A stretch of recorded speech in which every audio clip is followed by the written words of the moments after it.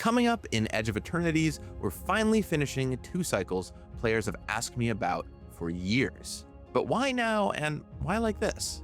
Good morning, Magic.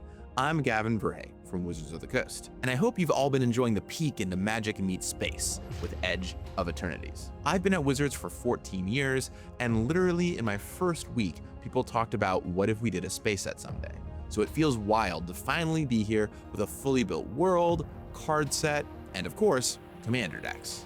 Now, the commander decks have all kinds of neat new cards in them, from spacecraft commanders to a riff on Scoot Swarm. But one thing you'll find subtly nestled in the land row are these: enemy-colored cycling and what we call the Tango dual lands, because it takes 2 to tango. Yes, technically this is your 3rd land, look, don't worry about it. And no, you're not forgetting somewhere else these first appeared. This is the first time these lands have ever been printed. What's going on here? Why are they here in the commander decks instead of the main set? Will we be seeing more? And how did this even happen? Well, let's dig in.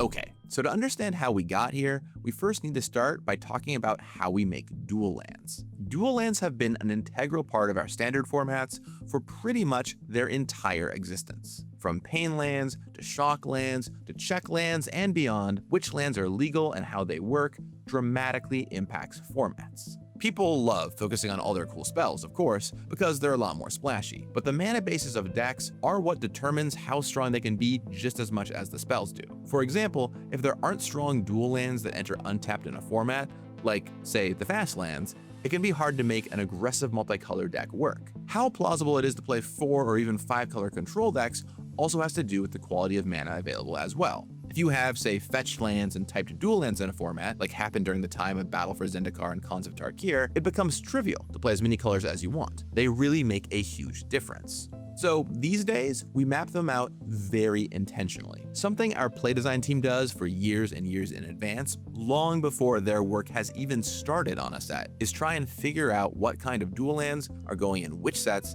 and where. This set gets new untapped dual lands, this set gets a shock land reprint, this set actually gets no dual lands, and so on. It's incredibly integral to how Standard operates and something that has to be carefully thought about across many years to make sure just the right balance is in Standard at once. Whenever we only have some colors of dual lands available, for example when Ravnica, or even Edge of Eternities, slowly releases the shock lands, that means that some color combinations are just weaker than others. This is okay for a short period of time and can even be novel, but we do eventually want to make sure Standard balances out. We also generally want to make sure that we finish land cycles, so in Greater Magic, all the pieces exist. So if you see something new in Standard, you can almost always expect the other ones to be not that far off. All that probably makes sense. These are our goals today and what you often see. But it hasn't always been this way.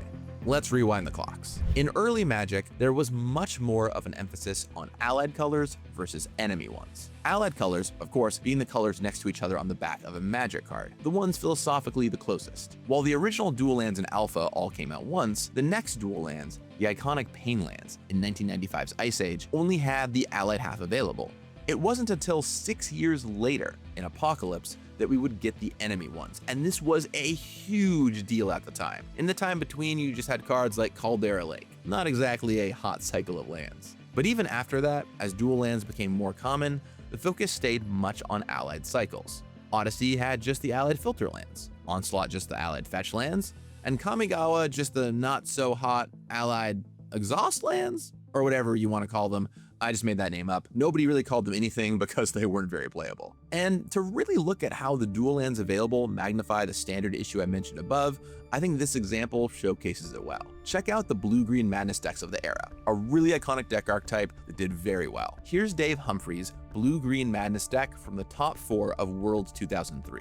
11 Island, 8 Forest, 1 Centaur Garden for Spice, and 2 City of Brass. You had to just kind of hope you drew the right colors, even in a 2-color deck. The year before, even with 4 Yavimaya Coasts available, your mana was still pretty iffy. So we did realize the impact this had eventually and entered into an era where we would make dual land cycles and then finish them. Shadowmoor and Eventide, for example, had all the filter lands between the 2 of them. We did allied check lands in M10, followed up by enemy check lands in Innistrad. We were hitting a good stride here. And that brings us to Battle for Zendikar. Hey, I'm at Wizards by this point. We made the aforementioned Tango lands. And at the time, we thought, yeah, we'll probably do the other half of the cycle someday. We didn't have a spot for it in our roadmap, it wasn't as sophisticated as it is now, but we did think we'd do them. We thought the land cycle was nice, a great way to incentivize people to play basic lands. And a couple sets later, we did Amonkhet and its cycling dual lands. Once again, we had confidence we would do the other half someday, but hadn't slotted them into the roadmap anywhere. We always thought we would get back to these and have a place to put them. But as the years passed and we saw these cards play out,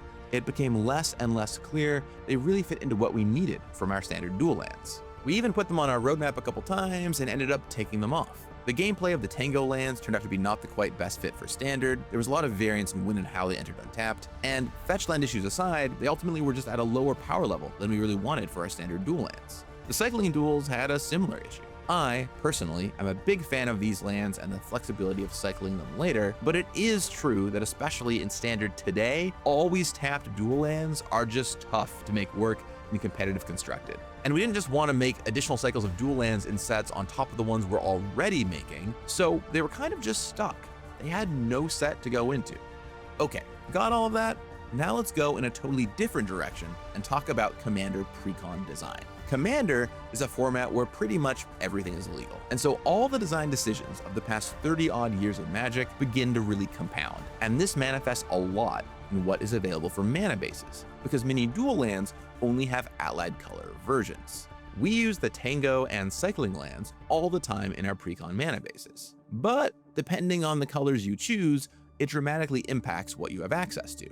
For example, if your color combination is an allied shard, like white, blue, and green, then you get 2 Tangos and 2 cycling lands to use. But if you're an enemy wedge, like white, blue, and red, you only get 1 Tango and 1 cycling land to use. So for us on the Commander design side, we have different needs than standard, and we really wanted these to exist. It would really benefit us to have them. So we were at a bit of an impasse. Standard didn't want to make them anytime in the foreseeable future, but we really wanted to use them. Well, what if we just made them instead? We sat down with Play Design, looked at the dual land roadmap, mapped out the dual lands they had no plans to use anywhere, and collectively agreed that we could make them and put them in Commander decks. They were never going to show up anywhere as far as we could tell, so somebody should make them, and why not us? It doesn't match what Commander decks have done in the past, but it doesn't mean that it couldn't be what Commander decks do in the future. So last year, you might have noticed we ran an experiment with the Enemy Odyssey filter lands. Premiering in Fallout and then showing up in other precons pretty much immediately afterward, that was a cycle that Standard definitely never wanted to use again. We were curious what the reaction would be, and it was mostly just positive. We already had the gears turning on doing the Tango and cycling lands at that point, though we could have pulled the plug if something went awry. Fortunately, it didn't. It was pretty much as I and we expected. People were just happy to have the cards exist. So we continued full steam ahead. So with all that history said, here's what you can expect from the dual land cycle here and going forward. There are 2 here in Edge of Eternities Commander. We'll be completing the cycles, don't worry, they'll all be finished in 2026. Additionally, we decided to have all these lands premiere in Magic World sets, rather than Universes Beyond, as something special for the decks tied to Magic Planes. So once a card like Vernal Fen is out there, they're game to show up in Universes Beyond precons, but the first appearance of each will be in Magic. And after many conversations about how we could roll these out, it was settled that each deck would get 1 new of each. But there was a bit of a wrinkle here. These are technically new cards, and we didn't want these to eat into our new card slots. While they're cool to have exist, if these took the spot of 2 new spells in the precon, that would be kind of a bummer. So, starting with Edge of Eternities, we're expanding the number of new cards per Magic World precon to 12. The idea is that those 2 card slots can be used in perpetuity for additional mana fixing, whether it's completing cycles like this, designing new on-theme mana rocks and lands, or more. It doesn't always have to be used that way, but ensures that you're still getting plenty of new cool spells alongside some fresh mana fixing too. And finally, how often will you be seeing these? Well, once they're out, they're game to be reprinted as much as our decks need. And given the original point was to unlock them so it would help give extra options to our precon mana bases, yeah, you'll be seeing them plenty. This won't be the only set they'll be in.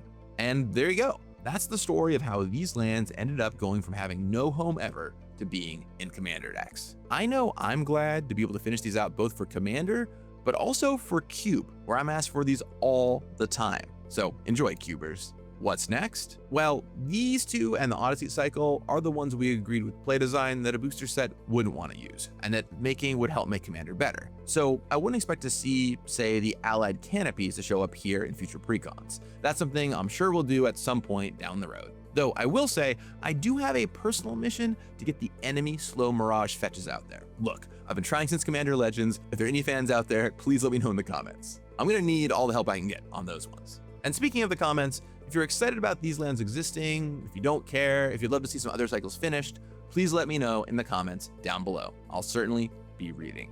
And I'll talk with you again soon.